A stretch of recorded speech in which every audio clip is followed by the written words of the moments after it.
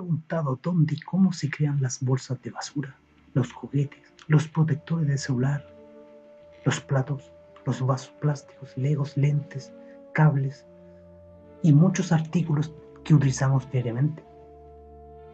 ¿Cómo es posible que el manejo de este material ha permitido la elaboración del 80% de la producción del plástico mundial?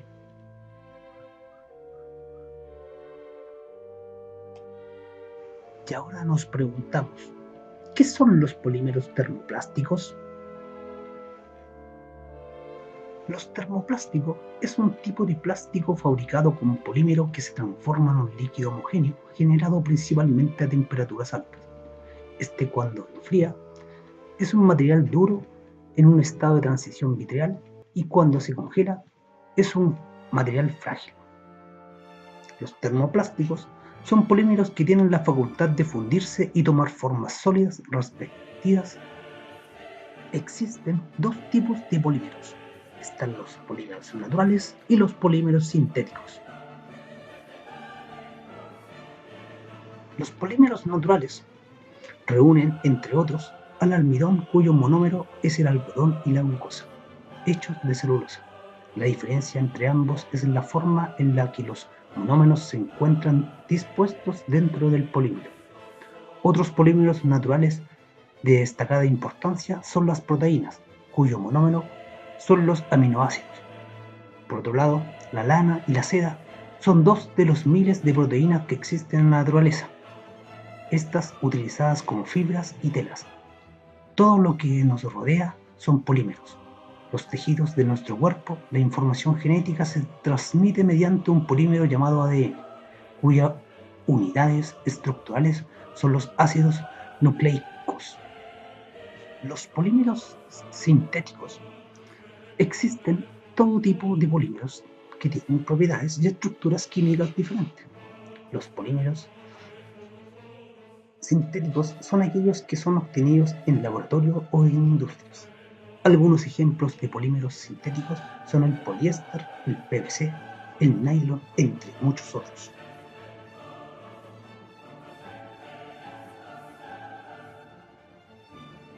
A continuación, analizaremos la composición química de los polímeros en un grado químico para su análisis.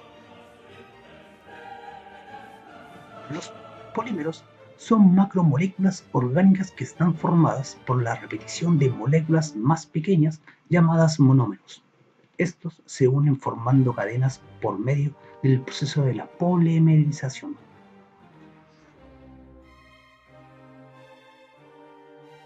La polimerización es un conjunto de reacción química en la cual un monómero indicador o endurecedor activa a otro monómero comenzando con una reacción en cadena la cual forma el polímero principal.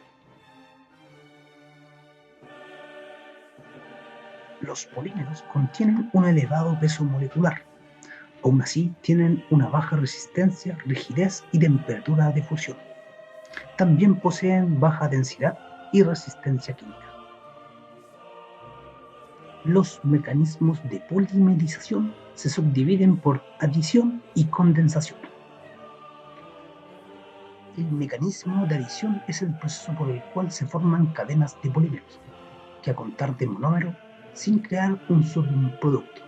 La polimerización por acción ocurre cuando el monómero original tiene un enlace doble no saturado entre átomos de carbono. En este ejemplo, se considera que el etileno es una molécula funcional. Esto quiere decir cuál es el número de sitios en los cuales se puede unir las moléculas. Aún así, esto genera una red bidimensional.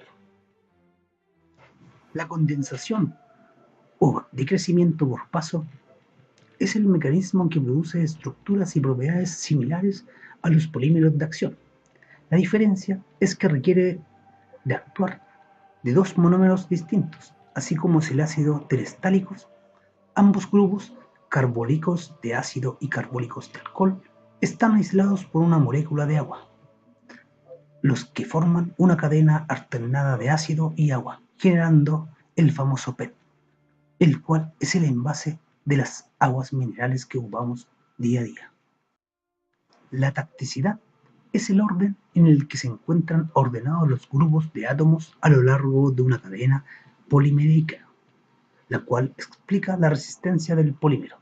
El orden del empaquetamiento se divide en tres: los isotácticos, los sinditácticos y los aptácticos.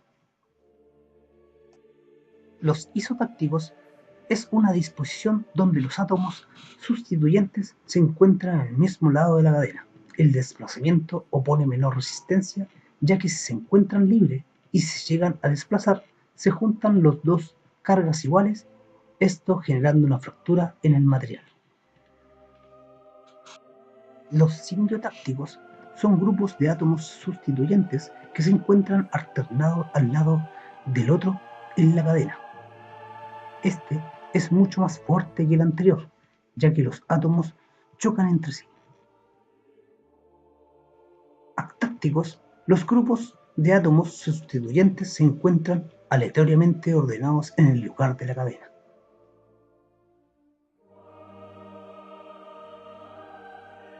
La resistencia es el estudio de las propiedades de los cuerpos sólidos que le permiten resistir a la acción de la fuerza externa, el estudio de la fuerza interna de los cuerpos y de la deformación ocasionada por la fuerza externa.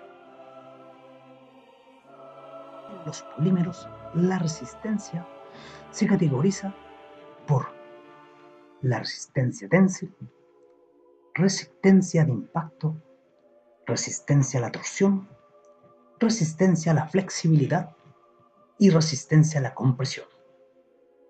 Esto nos permite un buen uso en el material.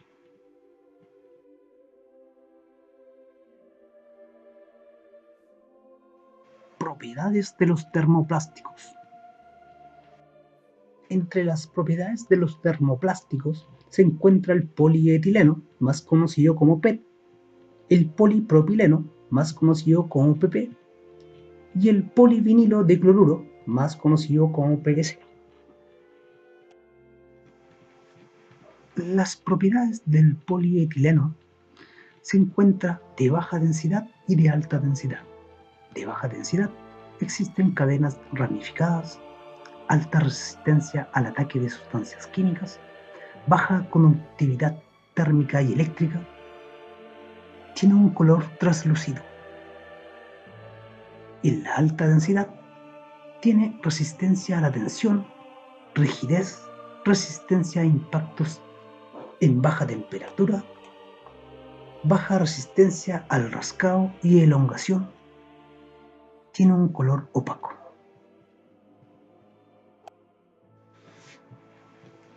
El polipropileno tiene como características gran dureza, alta resistencia a químicos, es más fuerte pero menos flexible que el propileno, tiene gran resistencia a temperaturas, es reciclable, es de gran resistencia en temperaturas, tiene gran capacidad de recuperación elástica. El polivinilo de cloruro, más conocido como PVC, entre sus características no es cristalizado, es aislante eléctrico, impermeable a gases y líquidos, resistente a la acción de hongos, bacterias, insectos y roedores, fácil de pegar y soldar, resistencia a temperaturas y resistencias a químicos.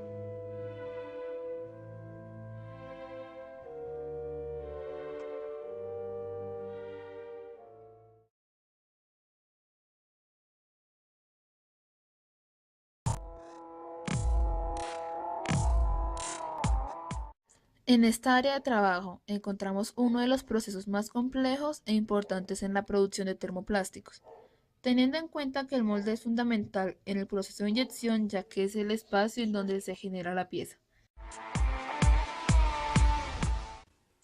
Dependiendo de la orden de producción y el producto a fabricar, se realiza una preparación de materia prima que consiste en dar pigmentación mediante un mezclador industrial. Cuando la materia prima está lista, El operario procede a depositarlo a la tolva de alimentación o se succiona automáticamente a esta. Luego el material es fundido en el cilindro, donde posteriormente se hace la inyección del termoplástico al molde.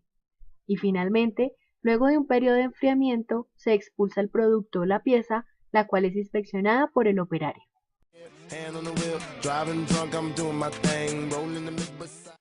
Siendo los últimos procesos en la fabricación de plásticos, en el almacén se hace un control de calidad revisando el producto terminado.